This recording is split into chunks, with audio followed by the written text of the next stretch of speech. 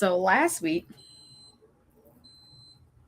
before I got off my live, I said that I'm going to be talking about the number one thing that is causing founders like yourself to get your proposal rejected. So, what is the number one reason why your SBIR Phase 1 is getting rejected? That is the conversation for today. I'm going to be sharing what that is, and also you might be thinking something else, but it's very simple, my friend. So, come on in and welcome to the Executive Innovation Show. I'm your host, Chevy. And as your federal execution partner, author of my book, Woman Breed, helping you to lead through life, career, and business while thriving in every season. That is my book, which comes with a workbook as well. This is definitely focused on women, especially women who are operating in high stress environments.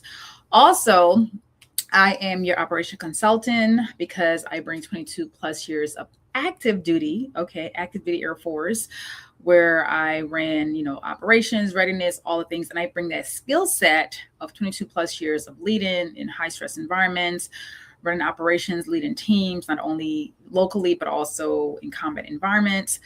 And I bring that to help tech founders like yourself who are looking to pursue SBIR Phase 1 opportunities, whether it's your first time, your second time, third time, and so forth, to help you submit a quality, merit-worthy SBIR Phase 1 proposal so that you can get through the door without you sacrificing more time and more capacity so you can focus on the growth of your business and serving your client. So come on in. And today we're talking about the number one thing that is causing SBIR Phase 1 proposal to be rejected. And that thing is, drum roll, very simple, very straightforward, is not your idea. It is truly not being compliant. I know, so simple, right? But come on in, say hello, drop in the chat what you do, who you do it for, and also where you are joining from. And today I'm going to share 3 key points of what I have seen from certain clients, but also just conversations that I've had with tech founders who have submitted 1, 2, 3, 4, multiple different Phase 1 and not able to capture that opportunity, because the opportunity is not guaranteed because you're competing with so many other individuals and variables, but that non-compliant will definitely impact you even getting through the door. Okay, so we have Chanela here from New Jersey tuning in. So thank you for tuning in from Jersey. Appreciate you being here live on the Executive Innovation Show. And I'm bringing this topic up because I think sometimes with tech founders who are dealing with complex things, being in the military, we've dealt with, very complex situations, people, processes, deployments, all the things. And sometimes that complex things can get us to be all over the place and not focused. And you might be too deep in the work, which I do understand because you are building something very high level, which is great. And that's what these organizations are looking for, the 11 organizations. So like I said, it's not your idea. It's really the non-compliance. And this get a lot of people based on conversation I've had with program managers from different organizations as I was learning more about what SBIR is. And again, I like to go out, I like to connect, and I like to understand the full process of what I am getting myself into, but also making sure that I am readily and have the skill set, the knowledge to support my clients fully. Okay, so one thing, I'm going to give you a list of things. So when it comes to non-compliance, and again, like I said, it's simple. Like when I say simple, like literally, and I've talked about this before, is making sure that when you have an instruction to say, hey, this is what we're looking for, here is a specific font type, here is the specific margin. If they say, hey, we want you to have 1.5 margin, and you're like, oh, you know what, I'm gonna do 1, I'm gonna do 2, that's already non-compliant. Okay, we don't do what we want to do. We do what the process requires, what the instruction tells us what to do.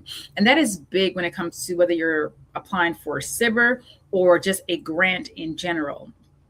Because I do support individuals who are not looking for SBIR, but they're looking for grant readiness. And I'm not saying just readiness, but really diving deep into feedback on all the things, and I'll give more about that. Page, over, like say, for example, which again, if they're telling you to say, hey, Chevy, your company submitting this, here's what you need to submit when it comes to the number of pages. And if that page is 15, but I said, you know what, I want to add in this extra piece of material that I feel is going to be valuable to that specific, organization with the proposal. Great for you, but not good for the organization, because they're not asking you for that. Your priority is to take that 15 pages, and based on what they're asking for, you need to provide the information in that time frame. If that calls for references as well, guess what? The references needs to be in there, unless they say specifically the references is separate, but it does not need to exceed this amount of pages. These are things that I was able to support my clients with. So again, making sure you follow those page numbers to the T. Missing required attachments. So if they're saying that not all agencies may require specific attachments. Some may be like, okay, we need you to support, provide, a bio sketch, for example, which is like your resume, your bio about you, what you've done, to show like your credibility. And if you did not do that, and some agency will say, hey, you need to provide it in this format, using this specific link that they provide, or this agency. So again, following the process. And if you don't, that means you're not in compliance, which affects your ability to submit your application. Well, it's not going to affect your ability to submit, but it will affect your ability to get through the door. Okay. So yes.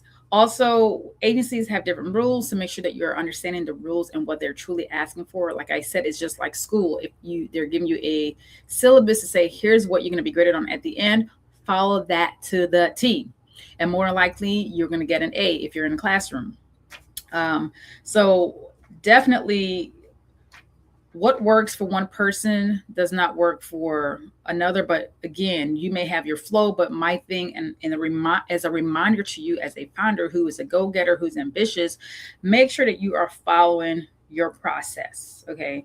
You are following your process, because at the end of the day, you want your package to go through. You want your package to get reviewed. You want your package to be awarded, because that is the end goal, for you to be awarded that opportunity to get non-dilutive funds that you don't have to pay back.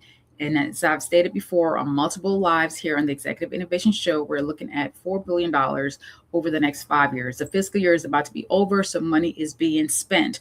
There's an opportunity for you to get into this opportunity before fiscal year ends, and also before it begins. All right, so it is not your idea. It is pretty much not being in compliance. That is the number one reason why your package, SBIR Phase 1, would get rejected. Now, why does this happen? One, sometimes we are too close. You're too close to your own work. Okay. So it is very important and critical that I recommend, if you're not doing this already, to bring someone in who can have like a second look, second eyes. And maybe you have someone on your team, but also your team member is also close to the process. So sometimes they may not catch things that someone like me as a consultant who has done this and understand the process to help you navigate that space. Okay.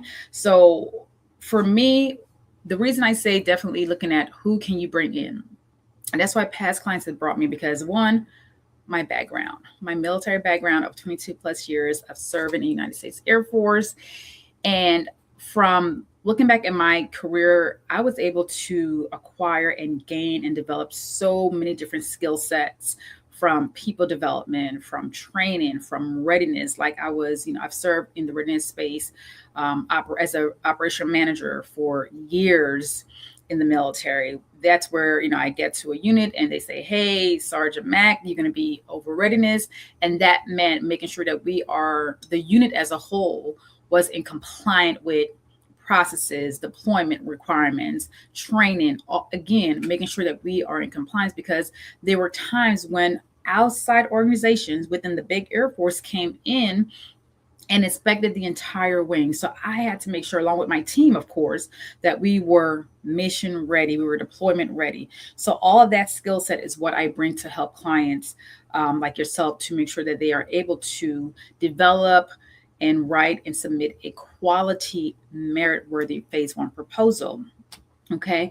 Another thing that I'm able to bring and what I do with, clients, and I'm actually serving a client right now. And this is not, and I've done it for SBIR, but I'm also doing it for individuals in a nonprofit space who are looking to make sure that they are grant ready. And I'm not saying grant ready as if like, oh, we're going to make sure you're ready in compliance, but making sure like you get a strategic look of your process, the gap analysis, but also looking at LOIs or your proposal, and you get true feedback, realistic feedback on where you're at, how you can straighten that proposal, that LOI, or here's the gap that I'm seeing and how you can adjust to make sure that you are at this level from where you were at a 5, now you at a like 8, 9, 10, and so forth. And I bring this skill set because, and I was sharing with a friend, you know, and when it comes to ours, and I'm talking about skill set because these are all the things that I was able to gain on active duty. And one thing that the Air Force as a whole does, we write packages.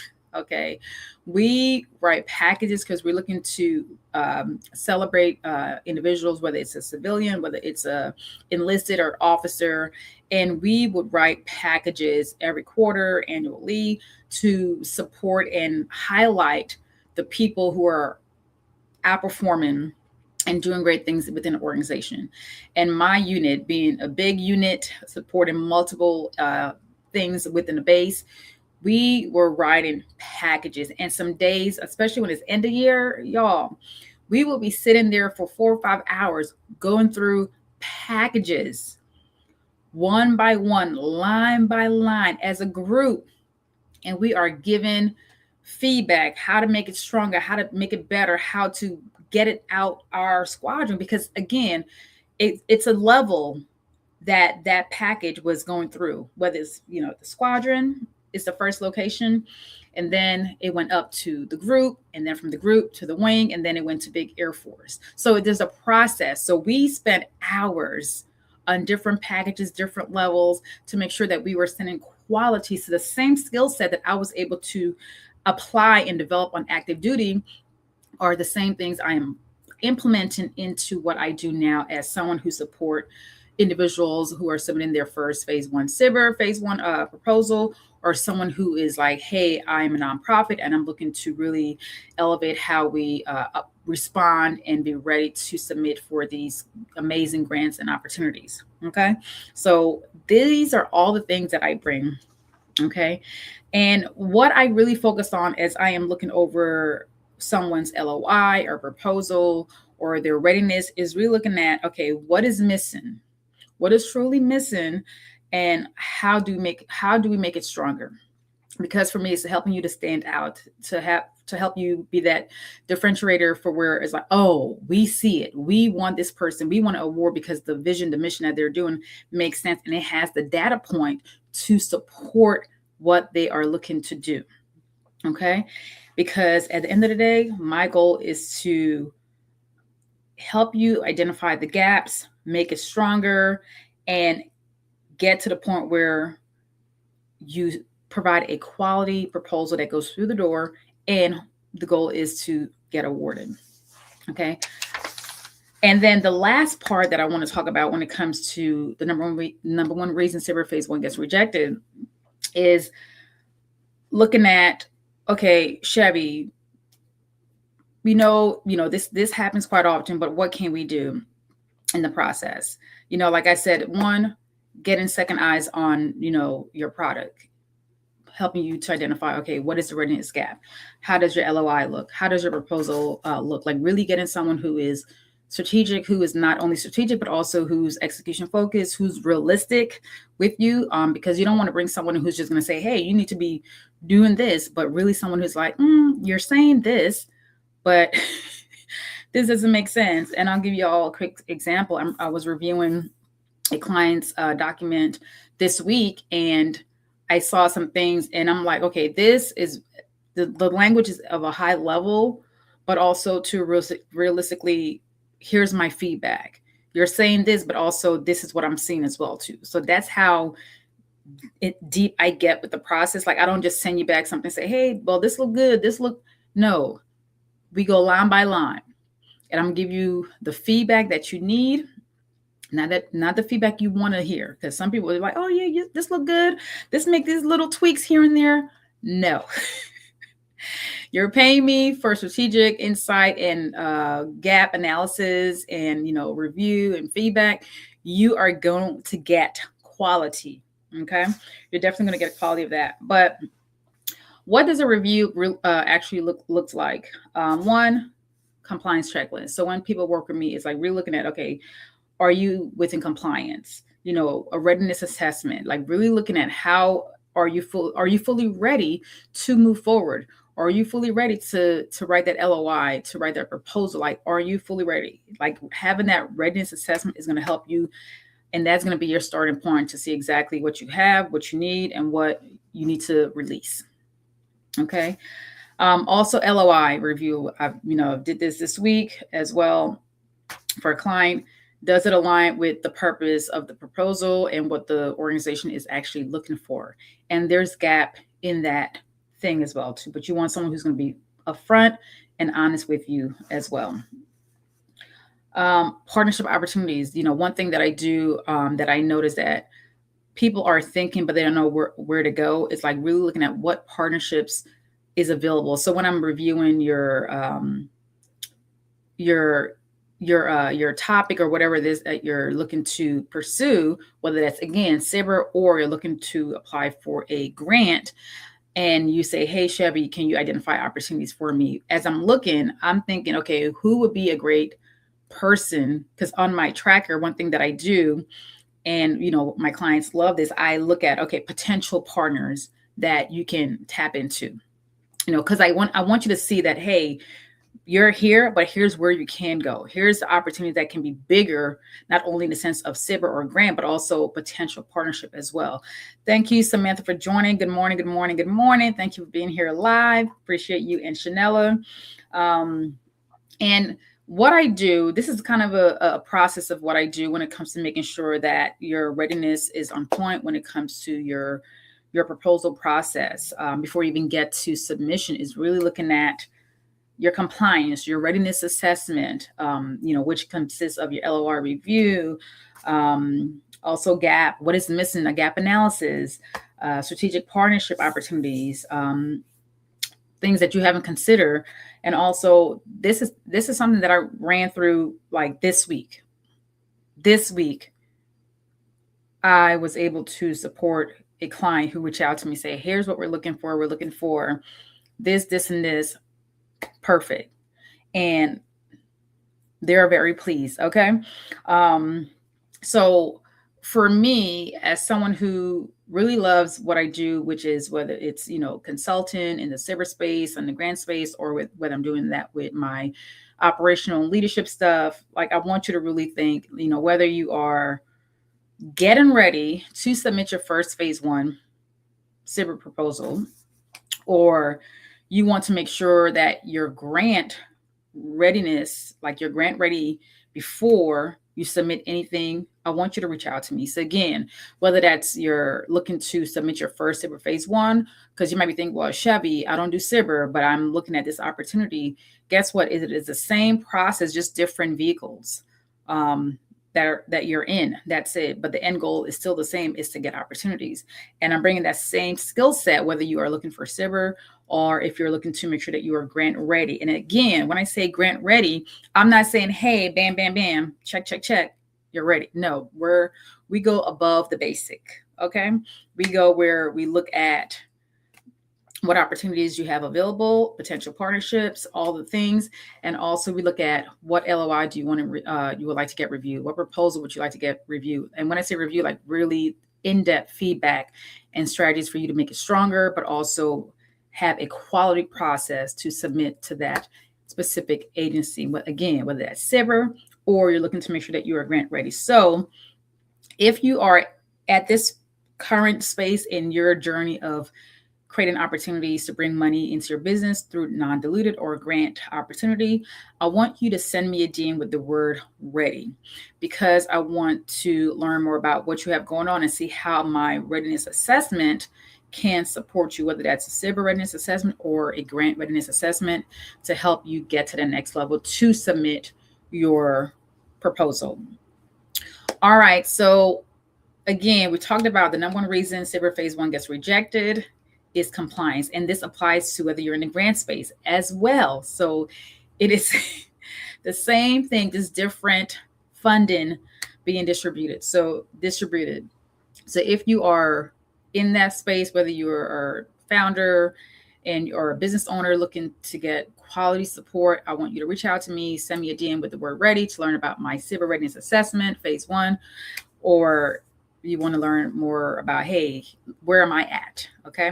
I want to thank you all for joining me. Thank you, Chanel and Samantha, for being here live. I appreciate you all being here. And please drop in the chat what you do, because again, we're all about connecting and learning about each other and seeing what opportunities we can actually get from just sharing what we do. You never know who is watching this later on, who's behind, not commenting and watching. But I want to thank you all for joining me on the Executive Innovation Show.